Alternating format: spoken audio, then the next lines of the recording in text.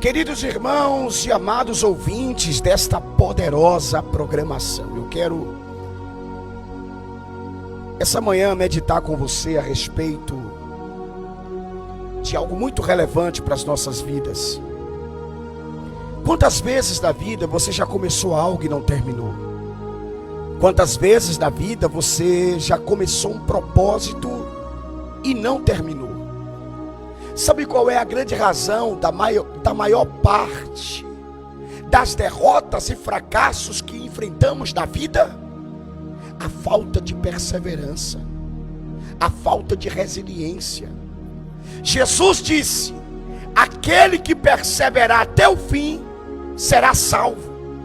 Observe que a salvação está relacionada à perseverança.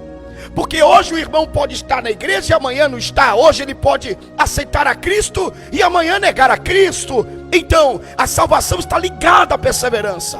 Obviamente, não é só a salvação que está ligada à persistência, que está ligada à perseverança, que está ligada à resiliência. Eu posso afirmar para você categoricamente que tudo na vida só vai produzir frutos se houver persistência, se houver resistência, se houver perseverança. Sabe, os derrotados da vida são aqueles que começam algo e não terminam. Os derrotados na vida são aqueles que não resistem às provas, que desistem, que não resistem, que não perseveram, que não são resilientes. Estes são derrotados, estes são fracassados. Fracassado não é o estado atual de alguém. Fracassado não é uma situação atual que alguém está vivendo. Fracassado é um estado de espírito. Eu estou fracassado quando eu desisto. Eu fracasso quando eu desisto. Não é porque você agora está passando por momento de dificuldade que você é um fracassado. Não é porque agora você está passando por momento de luta que você é um fracassado. Não é porque agora você está enfrentando uma dívida, uma adversidade, um divórcio, uma separação, uma crise, que você é um fracassado. Não! Você é fracassado quando você desiste. E quem desiste, obviamente, é que não é resiliente, é que não persevera. Você só fracassa na vida quando você desiste de lutar. Você só fracassa na vida quando você desiste de um propósito, quando você desiste de um objetivo, quando você desiste de algo que você está realizando. Quantas pessoas, ou até mesmo você que está me ouvindo agora, já começou algo e não terminou? Estava focado em um propósito e perdeu o foco. Estava obstinado, estava ali focado, e disse: não, agora é para valer, agora é a vera, como dizem por aí. Agora eu vou para cima, agora vai, dessa vez vai. Mas aí alguma coisa aconteceu e tirou você do foco. Entenda que as pessoas que são focadas na vida são as que conseguem realizar. As pessoas que são focadas são as que conseguem alcançar. Se você sair do foco, se você perder o foco, se você desistir, você pode ser o melhor especialista em qualquer coisa na vida, mas se você desistir, você não vai chegar para lugar nenhum.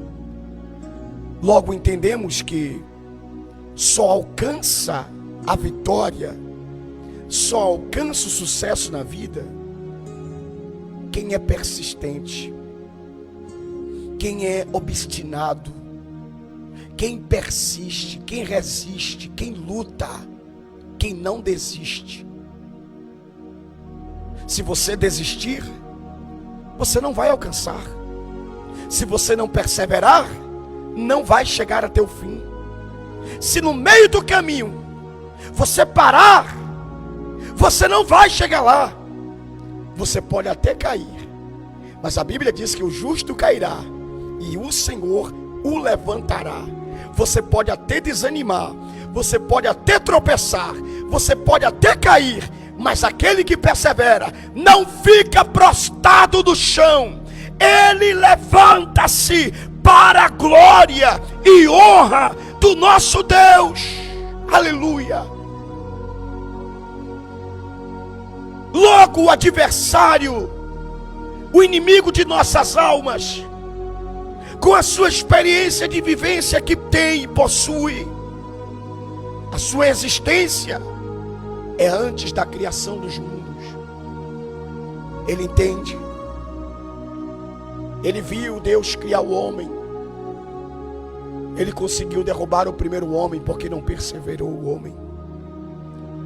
O inimigo das nossas almas aprendeu que a perseverança é o grande segredo dos que vencem. Anote isso.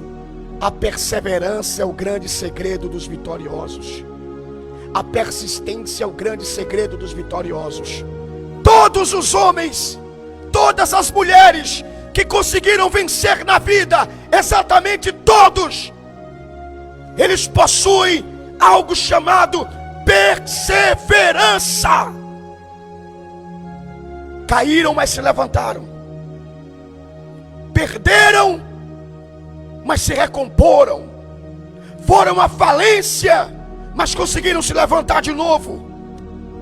Foram chamados de loucos, foram chamados de usurpadores, foram caluniados, muitas vezes caíram no chão, estavam prostrados no pó, na lama e na cinza, mas não desistiram, porque eles tinham dentro de si algo chamado perseverança. Eu chamo de persistência. Eu uso um nome bonito para isso, resiliência. Não me importa como você chama, mas só vai alcançar a vitória aquele que resiste, aquele que persiste, aquele que for até o fim. Aquele que persistir até o fim, esse será salvo. Logo, o inimigo, sendo especialista e sabendo disso, que só alcança o milagre quem persiste, é óbvio que o inimigo vai tentar nos tirar do propósito. O inimigo vai tentar nos tirar do objetivo. O inimigo vai tentar nos tirar do caminho o qual estamos trilhando.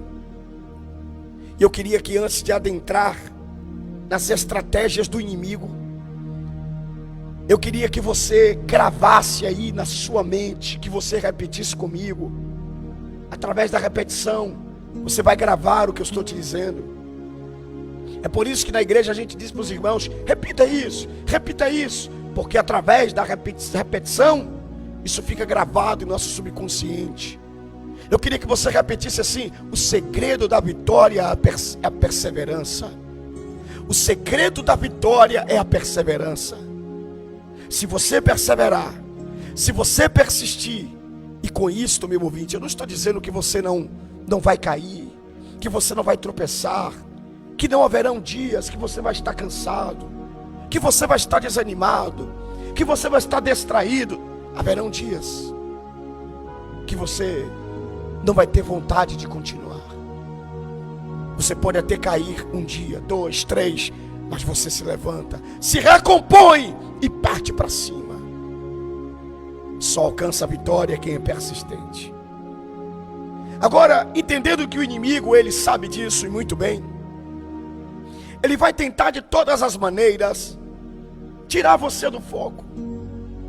E uma das maneiras mais eficaz, uma das maneiras que o inimigo mais consegue tirar as pessoas do foco, é distraindo elas. A distração é uma grande arma do inimigo para nos tirar do foco. A distração é uma grande estratégia, muito bem utilizada, para tirar você do propósito. O inimigo vai tentar te distrair. O inimigo vai tentar, de todas as maneiras, distrair você. Porque se ele te distrair, você perde o foco. Você sai do propósito. Você sai do objetivo. Uma das maneiras que o inimigo vai usar para tentar te distrair é colocando coisas em teu caminho que te embaraçem, que tirem você do foco. É por isso que o apóstolo Paulo vai dizer: aquele que milita o evangelho de Cristo, o soldado de Cristo, não pode se embaraçar com coisas dessa vida. O inimigo, ele vai colocar coisas. O inimigo, ele vai colocar objetos. O inimigo vai colocar distrações para tirar você do foco e do propósito. Segundo, o inimigo vai usar pessoas para tirar você do propósito. Ele vai usar fulaninho para falar mal de você. Ele vai usar ciclaninho para falar mal de você. Ele vai levantar 1, 2, 3 para falar mal de você. O diabo, ele vai tentar tirar o teu propósito, tentar tirar o teu foco, e você, em vez de continuar focado no propósito e no objetivo, vai parar para prestar atenção naquilo que alguém está falando de você. O diabo, ele vai usar pessoas para tentar tirar você do propósito e do seu objetivo. Mas preste atenção, você vai aprender comigo como continuar focado. Aliás, você não vai aprender comigo, você vai aprender com a palavra de Deus. A Bíblia vai nos falar a respeito de vários homens de Deus que estavam focados. Eu poderia falar de Jesus, que na minha opinião, um dos homens mais focados de toda a Bíblia Sagrada. Eu poderia falar de João Batista, focado na sua missão, anunciar o Cordeiro de Deus que tira o pecado do mundo. Eu poderia falar dos profetas Jeremias, Isaías, Ezequiel. Eu poderia falar de Jonas. Eu poderia falar dos reis de Israel. E só aqueles que manteram seu foco no Senhor e no seu propósito obtiveram a vitória. Poderia falar muito bem de Davi. Veja que Saul, quando sai do propósito, quando perde o foco, ele perde o trono. Todas as vezes que você sair do foco, todas as vezes que você perder o propósito, então você está próximo a perder a bênção. Por isso, meu ouvinte, preste atenção, não deixe o inimigo te distrair, não deixe o inimigo tirar você do propósito. Mas estava lendo a Bíblia esses dias, e em especial um homem de Deus me chamou muito a atenção. E esse homem de Deus, ele tinha um grande propósito, ele tinha uma missão. A sua missão era árdua, o seu propósito era árduo. Sem sombra de dúvidas, não era para qualquer um, não era para fracos, não era para quem desiste. Qual era a missão desse homem? Levantar os muros de Jerusalém e reedificar os portões. O seu nome? Neemias. Neemias tinha uma grande missão. Só para você entender, a sua missão era grande. Ele não tinha muitos recursos financeiros, ele não tinha apoio de todos. Ele era zombado, criticado, humilhado, ultrajado. As pessoas, os adversários, olhavam para Neemias e davam risada e dizia: é louco, quando ele levantar os muros, até uma raposinha vai derrubar os muros que ele está levantando. Mas ele estava focado, ele estava obstinado, ele estava centrado no seu propósito. E sabe, querido, você pode não ter os recursos necessários, você pode não ter o dinheiro necessário, você pode não ter o apoio necessário, mas quando você está focado, tudo isso vai chegar até você na hora certa. Porque aquele que está focado consegue atrair o favor de Deus. Porque Deus olha para um crente focado, Deus olha para um ser humano determinado e diz: eu vou abençoar ele, eu vou abençoar ela, porque ele não desiste. Agora, Neemias começa a levantar os muros, com pouco recurso financeiro, com quase nenhum apoio, numa mão a espada e na outra a colher do pedreiro, numa linguagem atualizada. em uma mão a espada e na outra uma colher do pedreiro para levantar os muros e trabalhar, edificando os portões. A dificuldade era grande, a luta era travada, ele não tinha ajuda. No princípio, os seus inimigos, os invejosos, os duvidosos, os críticos, os caluniadores, os que tinham despeito de Neemias, os que tinham raiva de Neemias, olhava para Neemias e zombava, olhava para Neemias e criticava, olhava para Neemias e dava risada, mas Neemias estava focado.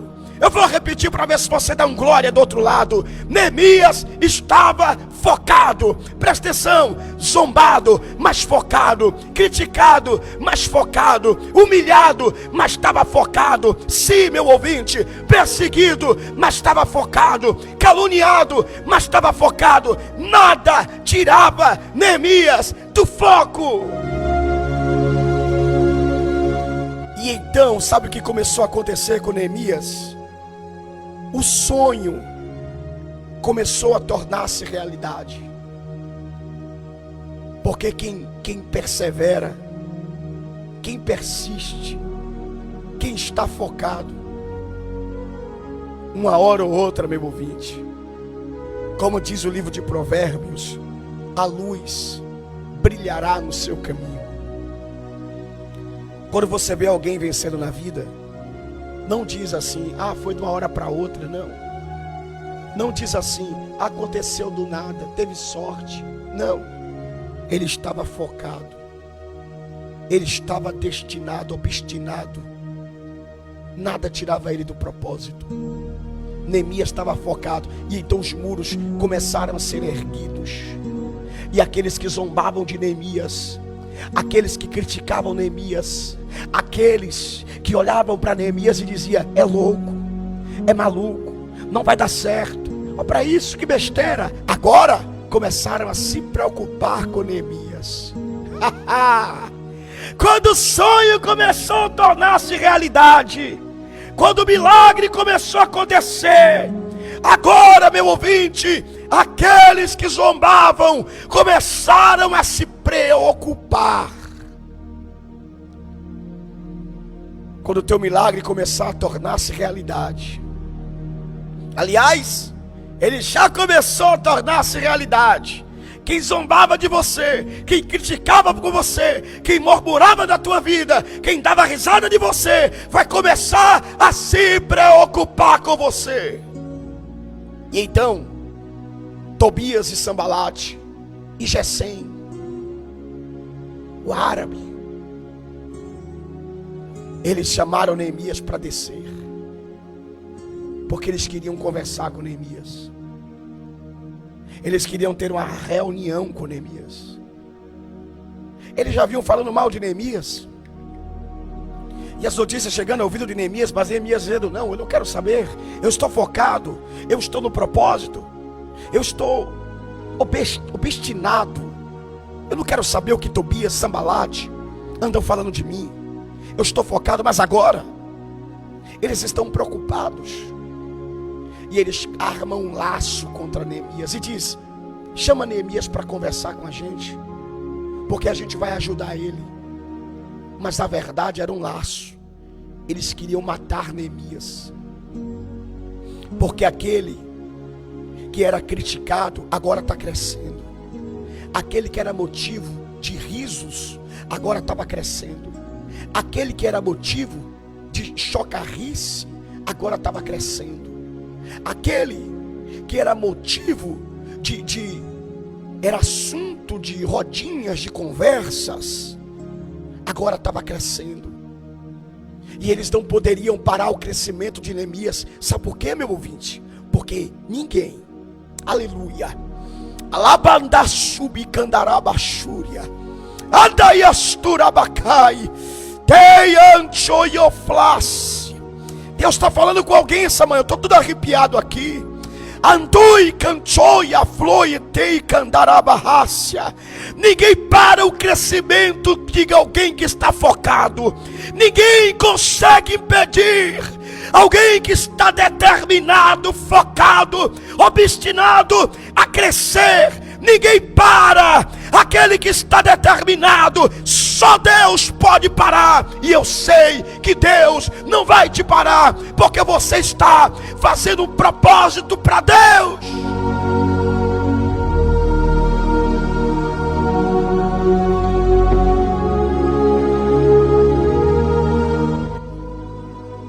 A única forma de parar Neemias era matando ele. Mas Neemias manda responder para eles. E aqui Neemias, em seu capítulo 6, versículo 3, versículo 2 diz: Sambalate e Gesem mandaram dizer-me: vem, congrega-nos, congrega com a gente, juntamente das aldeias do Vale de Ono. Porém, eles estavam planejando fazer-lhe mal. E olha o que Neemias diz. Neemias diz: enviei-lhes mensageiro a dizer: eu estou em uma grande obra, de modo que não posso descer.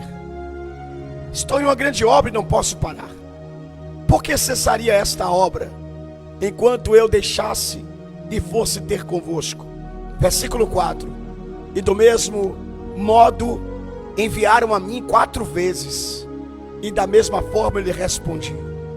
Então Sambalate, ainda pela 5ª vez, me enviou um servo com uma carta aberta na sua mão, a qual estava escrita: entre os gentios se ouvir, Gasmum diz: tu, os judeus, intentais rebelar-vos, não edificais o muro, e tu farás rei deles, segundo estas palavras.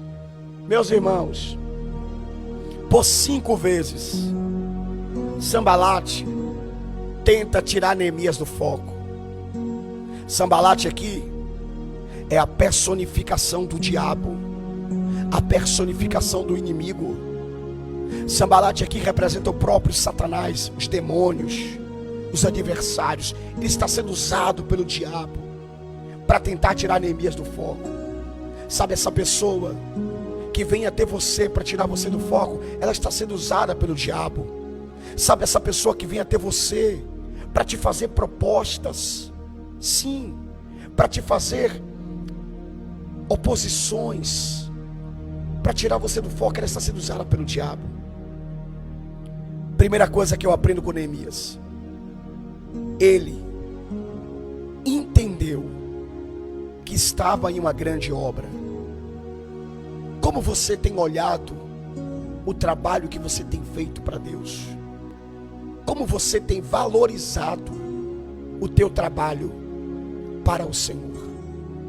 Você está em uma grande obra? Ou você tem olhado para o que você tem feito como coisa pequena? Ou você tem olhado para o que você tem feito como coisas banais? Ou você tem olhado para o que você tem feito para Deus como qualquer coisa?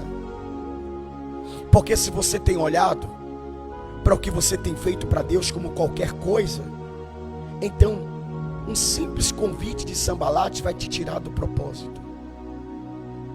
Mas se você entender que está em uma grande obra, por exemplo, eu estou aqui na rádio, né? Talvez para alguém seja uma coisa pequena, talvez para alguém de fora seja algo irrelevante. Eu já recebi muitas propostas para parar com o programa de rádio. Como, bispo? Propostas para ir pregar em tal lugar, propostas para ir para uma reunião de pastores, dia de quarta-feira de manhã, propostas para até mesmo trabalhar no secular.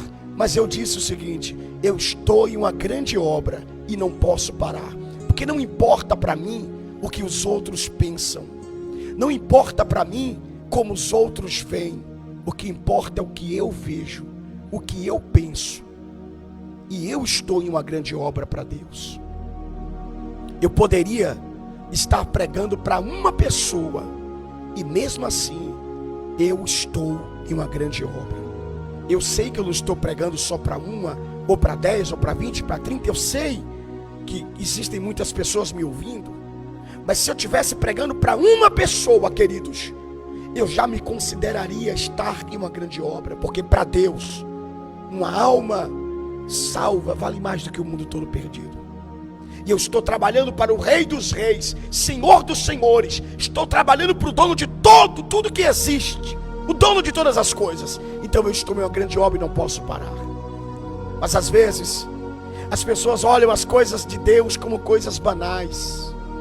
Às vezes você fala para a pessoa, faz um programa de rádio, e ela diz assim: não, eu não posso, eu não tenho tempo. Por que ela tem essa visão? Diz para mim. Porque ela não está entendendo que é uma grande obra. Mas quando ela entende que é uma grande obra, então ela diz assim: é uma grande obra e eu vou abraçar. É uma grande obra e eu não posso parar. Então, meu ouvinte, primeira coisa que eu aprendo com Neemias, estou te ensinando agora como não perder o foco. Primeira coisa que eu aprendo com Neemias: respeita o que você está fazendo. Valoriza o que você está fazendo. Sim, valoriza. Tu estás em uma grande obra, não pode parar. Segundo, sabendo que eu estou em uma grande obra e não posso parar, eu não vou descer ao nível dos meus adversários. Eu não vou descer para ouvir proposta de Sambalate. Eu não vou descer para saber o que Sambalate quer comigo. Não me importa, eu estou focado. Eu não posso parar.